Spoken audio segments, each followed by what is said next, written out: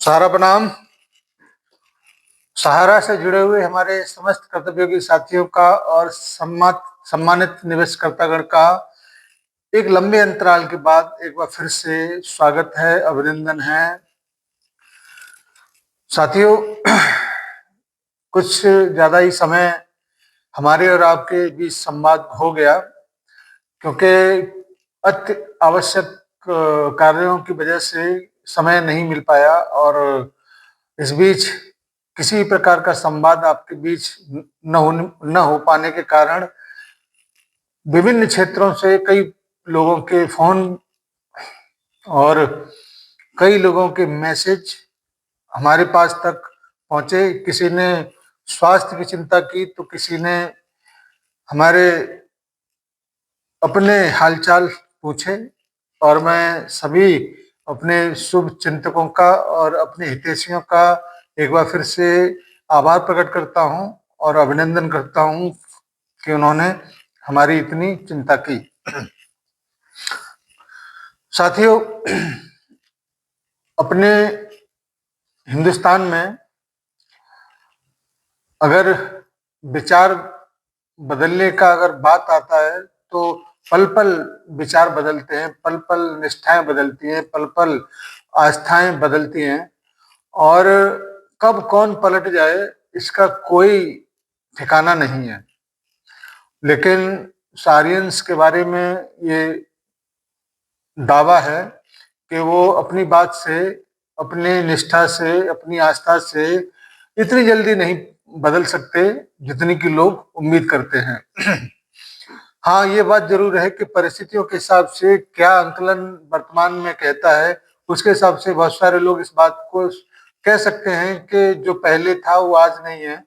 मैं फिर कहता हूँ, वक्त हमेशा बदलाव चाहता है। आज जैसा है वो कल नहीं होगा, और कल जैसा है वो परसों नहीं होगा। हमेशा निरंतर वक्त बदलता ही रहता है। ठीक उसी प्रकार सहारा के लोगों की मानसिकताएं भी वर्तमान में ऐसे ही बदल रहा है, और इसका सबसे प्रमुख कारण है कि सहारा से संबंधित सुप्रीम कोर्ट के द्वारा दिए गए दिशा निर्देशों का जो एक वक्त था, वो वक्त काफी पहले निकल चुका है। उसके बाद में किसी भी प्रकार का कोई भी सुनवाई या कोई भी दिशा निर्देश सुप्रीम कोर्ट की तरफ से न मिलना भी ये विचार बदलने का, निष्ठा बदलने का, आस्था बदलने का सबसे बड़ा कारण बना। और मैं आपको फिर से याद दिलाना चाहूंगा कि मैं पूर्ण निष्ठा के साथ अपने सारण्य परिवार के साथ पहले था, आज हूं और कल भी रहूंगा, और किसी भी हालत में सुप्रीम कोर्ट के माध्यम से जो भी आदेश निर्देश मिलेगा उसको पालन करने से पीछे नहीं हटेंगे, क्योंकि यही एक अच्छे नागरिक का दायित्व बनता है कि वो अपने सर्वोच्च न्यायालय का सम्मान करे। लेकिन इन सारे तथ्यों आंकड़ों के पीछे जिस प्रकार से लोगों की निष्ठाएं बदली हैं कि पता नहीं अब क्या होगा, होगा भी कि नहीं होगा। बहुत सारे लोग इन सारी चीजों को लेकर गुड़ा भाग लगा के बैठे हुए हैं, और उस खामोशी का एक तरीके से एनालिसिस कर रहे हैं जो वर्तमान समय में हम सबके बीच में परोसी गई है।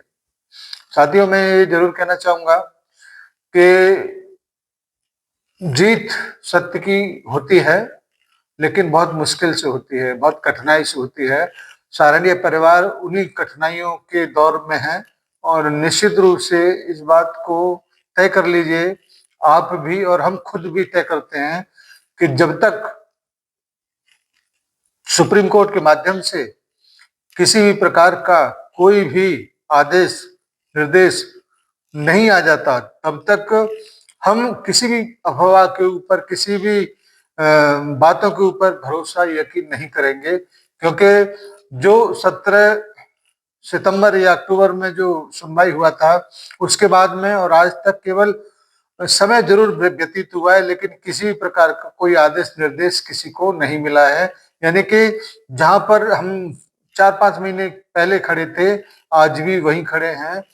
केवल और केवल समय इसमें बाधक है, लेकिन सुप्रीम कोर्ट के माध्यम से जो भी सूचनाएं, जो भी खबरें हम लोगों के पास तक आएंगी, हम उन्हीं के ऊपर विश्वास करेंगे और निश्चित रूप से कुछ जरूर कारण ऐसे रहे होंगे जिसकी वजह से सुनवाई नहीं हो पाया, लेकिन इतनी जल्दी कैसे हम लोग अपने विचारों को बदल सकते हैं, इतनी जल्दी कैसे निष्ठाओं को बदल सकते हैं, ये सोचना एक तरीके से विचार करने योग्य विषय है। क्योंकि सुप्रीम कोर्ट आखिर सुप्रीम कोर्ट है, उसके बारे में उसके दिशा निर्देश कब मिलेंगे, कैसे मिलेंगे, वो वही तय करता है, वही जाने। और हम तो केवल उसके आदेश का इंतजार करके उसको फॉलो करने के लिए आप सबसे भी निवेदन करते आए हैं और निवेदन करते रहेंगे कि सुप्रीम कोर्ट के जो भी आदेश निर्देश हों उसको हम लोग पालन करें। वैसे मैं इस बात को जरूर ये कहना चाहूंगा, सुप्रीम कोर्ट में भी इंसान बैठते हैं और उनको करोड़ों लोगों की जान की परवाह अगर है तो वो निश्चित रूप से आपके साथ न्याय करेंगे और सत्य मेव जयते जो लिखा हुआ है उसको निश्चित रूप से चरितार्थ करेंगे। इस तरह की जरूर हम लोगों को उम्मीद है, आस्था है, निष्ठा है। साथियों, आपके बीच अपनी बातों को लेकर जब मैं आता हूं तो निश्चित रूप से कुछ न कुछ सूचना के उसके पीछे के आधार होता है, लेकिन काफी टाइम हो गया, उस बीच किसी भी व्यक्ति से हमारा बातचीत नहीं हो पाया, इसलिए कहीं से कोई सोर्स, कहीं से कोई लिंक हमारा इस बीच में नहीं हुआ है। तो मैं आपसे जरूर ये कहना चाहूंगा कि 2-4 दिन या 1 आध दिन के अंदर ही कुछ लोगों से बात करके जो हमारे सोर्स हैं, वर्तमान की लेटेस्ट जो इंफॉर्मेशन होगी उसके बारे में आपके बीच अपनी बातों को लेकर हम लोग जरूर आएंगे। तब तक मैं जरूर आपसे ये निवेदन करना चाहूंगा कि आप लोग धैर्य बना के रखें। सुप्रीम कोर्ट जब भी आपके बारे में सुनेगा अच्छा ही आप लोगों के लिए कहा जाएगा। धन्यवाद सभी को, सादर सारा प्रणाम। पावरफुल ज्यादा कौन होता है, बिजनेसमैन की पॉलिटिशियन? देखिए, आप सही ईमानदारी से पूछोगे तो पावरफुल तो पॉलिटिशियन ही होता है। क्यों? क्योंकि कोई भी जो पॉलिटिशियन पोजीशन पे है किसी भी बिजनेसमैन को जितना मर्जी बढ़ाओ एक दिन में तबाह कर सकता है। रियली? फैक्ट है ये तो। इन्फ्लुएंशियल नहीं होते क्या बिजनेस ओनर्स? इन्फ्लुएंशियल होते हैं, लेकिन ultimately they are at the mercy of politician. और जितना बड़ा हो बिजनेसमैन, जितना बड़ा हो, उसको तबाह करना पॉलिटिशियन के लिए उतना ही आसान। क्यों? क्योंकि उसके स्टेक्स इतने ज़्यादा जुड़ जाते हैं कि सरकार कोई भी पॉलिसी में ट्वीक करके, चेंज करके या कोई और उसके लिए प्रॉब्लम क्रिएट करके उसको कभी भी तबाह कर सकती है।